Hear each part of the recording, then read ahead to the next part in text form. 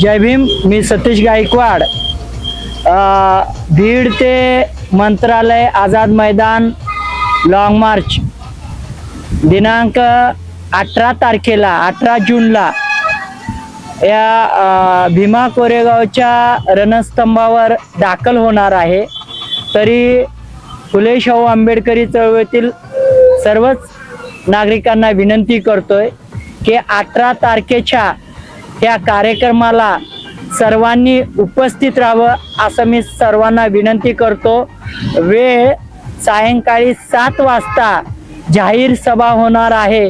तरी सर्वांनी या जाहीर सभेमध्ये सहभागी व्हावं अशी मी सर्वांना विनंती करतो. जय Bhim. Please follow, like, share, comment and subscribe the Samyak Kranti channel. Thank you. नमो बुद्धाय. जय भीम. खरं तर आज आपण भीमा कोरेगाव विजय स्तंभाच्या समोरून आपण बोलतोय. सर्व भारतीयांना आणि खास करून हवेली तालुक्यातील सर्व बौद्ध बांधवांना आम्ही विनंती करतो की बीड ते मंत्रालय असा जो वर्गीकरणाच्या संदर्भात विषय चालू आहे, त्या संदर्भात जो लॉंग मार्च निघालेला आहे तो दिनांक 18 तारखेला संध्याकाळी 7 वाजता भीमा कोरेगावला पोहोचणार आहे. तर सर्व उपासक उपासिकांनी बौद्ध बांधवांनी आणि नव्हे तर सर्व 18 पगड जातींनी या लॉंग मार्चमध्ये आपण सहभागी व्हायचंय.